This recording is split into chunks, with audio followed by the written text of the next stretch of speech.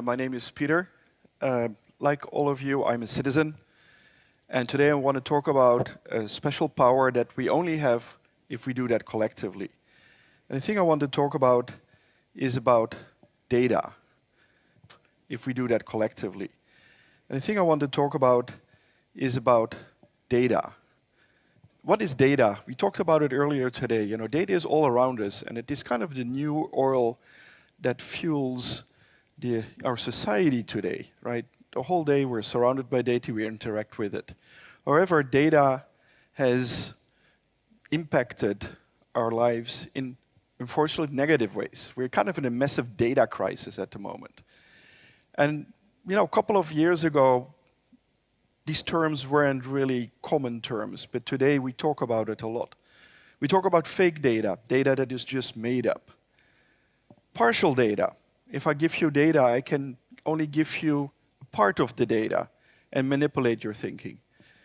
I can selectively pick up data to fit my thinking. I only use the things that I want to know about the data and discard everything else because it doesn't fit my thinking. Greenwashing is something that we see in climate discussions. It is saying we're doing something good for the planet, but in reality, the actual impact is not there. Greenwashing, a lot of data behind that. Another big problem with data is that a lot of the data is centralized. And that centralized data can be used against us. Or as we look at the Facebooks and the Googles and all of the world, they have a lot of our data, but that data can become harmful. And harmful to the extent that it even now is killing us. And when we think about climate change, we think about, you know, the temperature is rising, but people are dying because of climate change as we speak. And a lot of that has to do with the fact that we didn't pay attention to the data that was so obvious. We debated it. We withheld data. We all are sitting here wearing our masks. COVID. COVID is affecting every single human on the planet, but a lot of people are unnecessarily dying because they are believing in data that is telling them that vaccination is not working or is going to kill them. Is actually going to kill them. The power of data kills us. Capitol riots earlier in the year, we saw the effects of fake data almost causing a revolution, but not for the good. And people also died during that incident. So data is something we kind of are losing trust in. And you may say, well, you know, but what do we do? And we're citizens. So, you know, a reasonable thing to ask is, can I trust the data? How can I trust data? How could we do that? In order to talk about that today, I want to go back a little bit in time and talk about my own experiences with data and with something that many of us have experienced. 10 years ago, we all in Japan were suffering from the massive earthquake that hit Japan. My own story in that is I was in Tokyo, and my family-in-law is actually from Ishinomaki, more or less the center of the earthquake and tsunami. The next day after the earthquake, we were trying to figure out how our family was doing, and we tried to make plans to go and find them. It took weeks before we had confirmed they were all fine, but on the second day after the earthquake, we all started to realize that going up to Ishinomaki wasn't an option anymore. The Fukushima Daiichi nuclear power plant had exploded and created kind of an invisible barrier between us in Tokyo and our family up in Miyagi. So what do? Do you walk into a danger you don't understand? Do you walk away? What do I want to do? It was very clear to me that I wasn't going to walk away, but I also had to protect myself and my family. And I said, well, if I have data, if I know what is happening, I can accordingly plan. It became very clear that there was no data. And whatever data there was wasn't trustworthy. I had lost trust in the data and in the Japanese government providing that data to us. But as a citizen, you can't sit and do nothing. So as a citizen, I stood up and I said, if I can measure this, then I can know what is happening, then I can make a rational decision. And that's really how Safecast started. People like myself met on the internet and we started to figuring out how can we do that.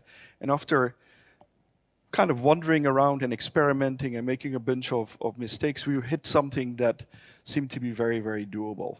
One of the big problems after the earthquake was that Geiger counters, which you need to measure radiation with, were sold out, and we were kind of struggling. How do we do something that could help us to measure what we wanted to measure? And what we did is we came up with this device. And it's called a BGeiger. It stands for Bento Geiger counter.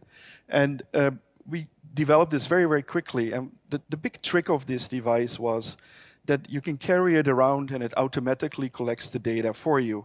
It is designed to go on a car. It is waterproof. You can put it on your bicycle. You can walk around. The key thing is it automatically collects. And by doing so, we didn't need a lot of Geiger counters, right? You know, everybody could walk around and collect a lot of data in one day, as opposed to a lot of people only measuring their own doorstep. And so we started to build these, and we started to measure, and we saw it was really working. So we built many of these. We taught people how to build them. These are people in Koriyama or in Aizawa Komatsu building them together with our help.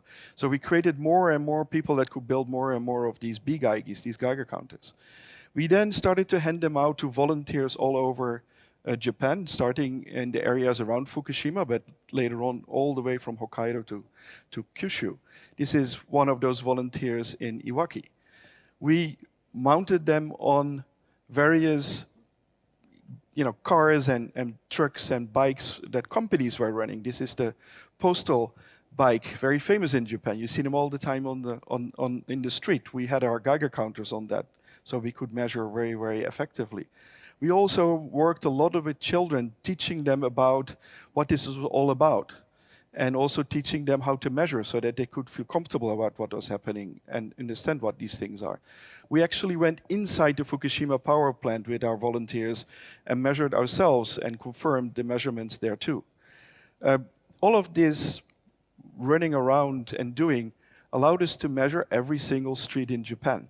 We as citizens can do that. You don't need to be a big famous company that starts with a G to do that. We individually, collectively can do that. So from all the way up Hokkaido to all the way in Okinawa, we measured every single street. So we started to understand really what happened, and that really allowed a lot of things to come off that and build that understanding. After that, we got a lot of interest from outside of Japan that a lot of people wanted to do the same. They had concerns like ours, but they dated back to earlier days, to all kind of other incidents that had happened, and they wanted to measure too. So we built a global community of people with these Geiger counters. And that allowed people to measure around the world. A lot of data was collected across the world, specifically in countries that have a history of nuclear problems. Today, Safecast publishes around 170 million data points around the world that have been measured by all our volunteers.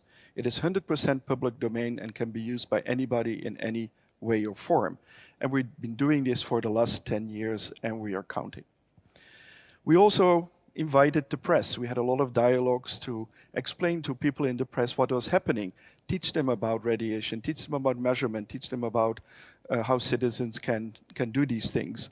And at some point, Popular Mechanics, a well-known publication called Safecast, has revolutionized citizen science. So that is what happened. A simple morning waking up and say, let's do something, resulted in a massive, massive project with a lot of people participating and doing things. Now, you will say, what has that to do with the question, can I trust the data? And as we were doing this, we stumbled upon something really interesting that we had not thought of when we started it, because we were very much reacting to the disaster and we were just doing whatever we thought was the right thing to do. But what really happened was this. We were looking for trust, but the key mechanism behind building trust in this case was actually to trust no one. And in that lies a huge power that we all have. Typically, you know a few people in your life, maybe 100 people, maybe 200 people, maybe 10 people. But most people that you meet or you see in the street, you will not know them, you will not necessarily trust them. That's how things simply are, and that's the way things are. So that lack of trust is actually very useful. When we looked at what happened in Fukushima, we saw that top-down centralized organizations like governments or government bodies, once you lose trust with those bodies, they can do anything they want. They can measure, they can do, but you don't believe in that data anymore. that trust has been lost, and trust is not a renewable energy source. So how do we rebuild that trust? So what we did in Safecast was actually very simple. You know, I told you we were giving these Geiger counters away to volunteers. They were going to measure their own neighborhoods. What we didn't do is we actually didn't tell them what to do. We just gave it to volunteers and said, please go and measure whatever you want to measure with it. So people inherently were going to measure the same locations, not knowing what other people had measured. And because these people and volunteers didn't know each other, had no trust in between them, they would verify for each other measurements in the same location. And that is very powerful, because if we would measure here, and today it's 0.05 microsieverts here, if I measure that, you will say, well, I don't know Pieter, he's a nice guy, but do I trust him? I don't know. But if each of us individually on different time slots would be measuring this, and we would all measure the same number, inherently you would say, yeah, well, I trust that. How would you not trust that? These are other people like me that I don't know that are finding the same result. And in that lies a huge power. This lack of trust between people is what we naturally have, but it also allows us to verify each other and confirm that things that are there are actually happening. And this is really what the power of Safecast was. It not only allowed us to measure a lot of locations and share that data with everybody, it also allowed us to make sure that the data was very trustworthy. And it also, for example, this is just a piece of equipment. It can break. It can give, wrong data because of that. Somebody may be a prankster and do something silly with it. It doesn't matter, because the group collectively measures, and outliers automatically can be found. And you can always go back to a volunteer and ask a question. Can you, is your Geiger counter okay? Can you go there again? Or somebody else can go and check things out. So it kind of self-corrects all the time. So this network of individuals that collectively are doing something without knowing what the other person is doing is really a very powerful concept. And just to illustrate a little bit how it actually looks like, this is a map of my home country. This is Amsterdam. And you can see that, the canals of Amsterdam, and people have taken the boat, and various people have visited the city. But as you can see, the color is very homogeneous across the city. So different people have measured Amsterdam, and they all come back with the same results. If you look very carefully, you will see there is a slight gradation in radiation in Amsterdam, and that's because around the center, whereas the dam and the palace on the dam is largely made of granite, and granite is naturally lightly radioactive, and it shows on the map too. So we also know that this wasn't just colored in. This is actually reflecting reality in the city as well. So this is kind of how that works. And if you extend this thought, you can say, well, what happens to our central government? Aren't they also citizens? And aren't we actually want them to, how do we check that? And we can use our data, we can compare that with the data of official bodies, and we can compare and say, is it matching up? Can we improve things? Can we learn from each other? So building these checks and balances back into our society is also important. It's really very sad if a government loses trust, because the government is run by ourselves with our money and our intent. So making that really work again is also important. So by using this decentralized way of collecting data, we can also put the trust back into our own society. So this is really the mechanism of what really happened when people started to walk around and measure. So if we think about the future of trust, how do we rebuild this? The power of decentralized data is really a key answer to how we could possibly solve the problems that I talked about when I started the talk. These are very complex problems, but we need to think differently about how we verify data and how we can play a critical role in that. Each of us can play a role in that. It's not them versus us. It is us with us that can change that behavior. If you think about decentralized data, as I explained, it is a universal concept. You can apply it to almost anything.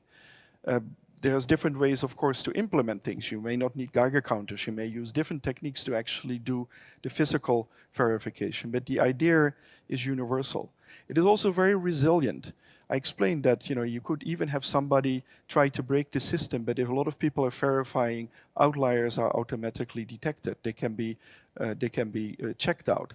It makes also the thing, it can be done anonymously, but you can also do it with your name. We had an earlier discussion. Are you, as an activist, do you want to say, I'm Pieter, I'm doing this, or you want to be anonymous? Both can be done. It doesn't really matter. It is also very sustainable. We have been doing this for 10 years, and people keep on participating in the project. They may finish their neighborhood, but somebody else will take over somewhere else. It is also very economical. The cost of doing this is extremely low. People do this in their free time. Some people have made it a hobby to measure their neighborhood. And it is also very inclusive. This can be done by anybody. It doesn't exclude anybody from the process. Everybody has the same contribution to the data. So if we think about this and we want to think about where is this leading to, we are at a very critical crossroad in terms of data and trust.